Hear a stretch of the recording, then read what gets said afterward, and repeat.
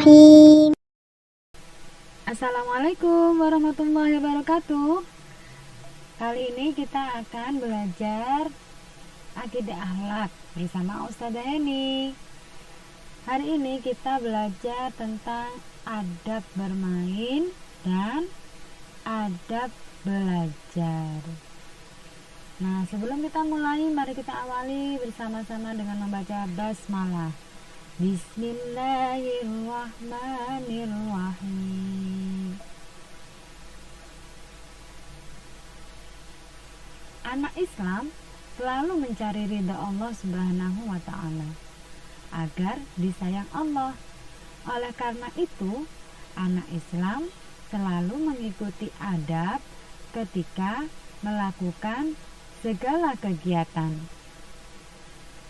Adab adalah aturan mengenai kesopanan dan kesantunan dalam bersikap berdasarkan nilai Islam.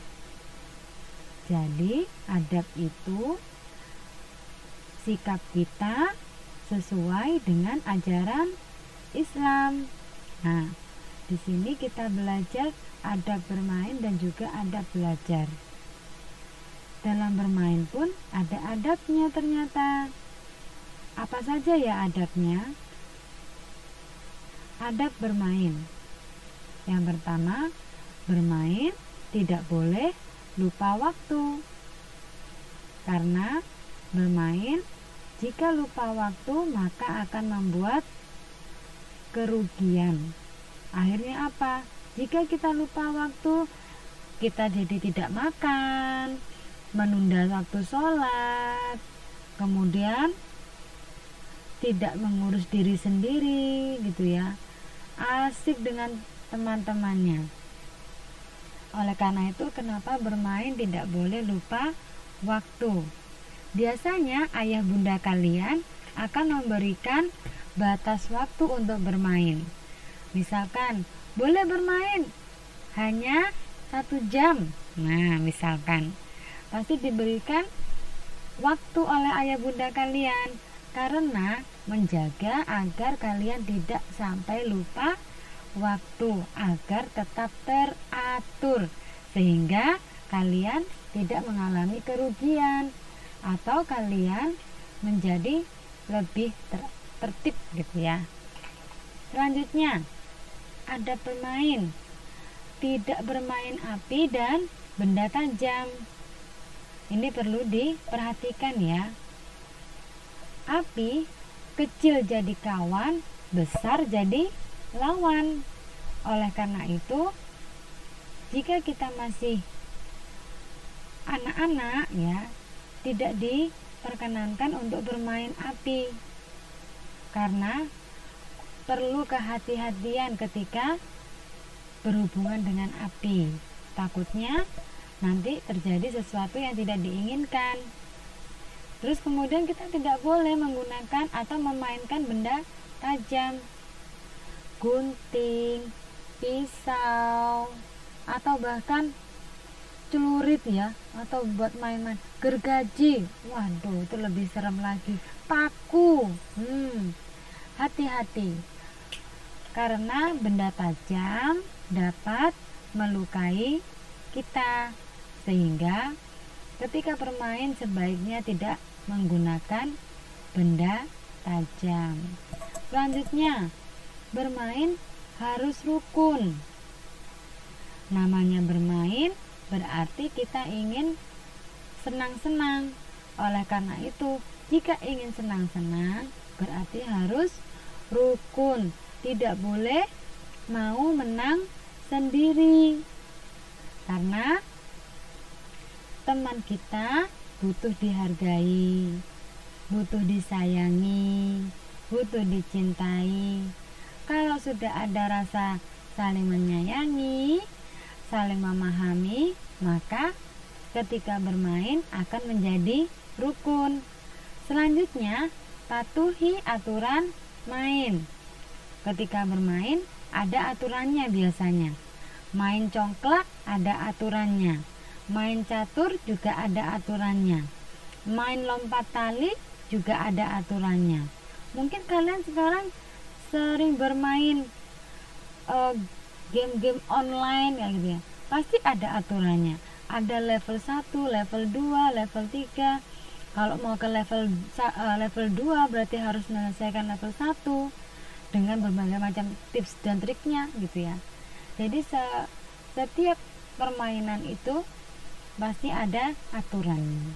Jadi patuhi aturan main agar bermainnya menyenangkan.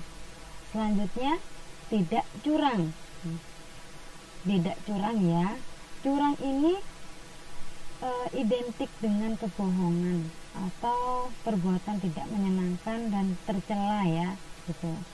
Karena kalau kita curang, yang rugi adalah orang lain, sedangkan kita mendapatkan keuntungan tapi tidak halal.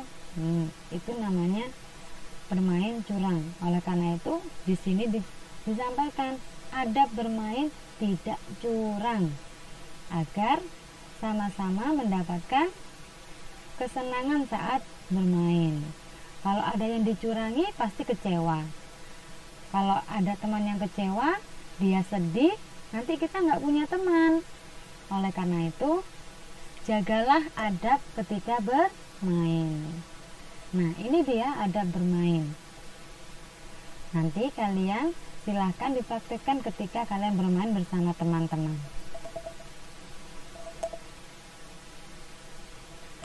Nah, sekarang kita cari tahu adab belajar. Belajar adalah kegiatan yang baik. Dengan belajar, kita jadi pandai. Kita bisa banyak tahu. Kita menjadi banyak ilmu, banyak pengetahuan, sehingga kita jadi pandai. Sebelum belajar, bacalah basmalah. Bismillahirrahmanirrahim. Nah, oleh karena itu setiap kali Ustazah Hani membuka pelajaran, mengajak kalian untuk membaca basmalah, karena itulah adabnya. Setelah itu membaca doa sebelum belajar.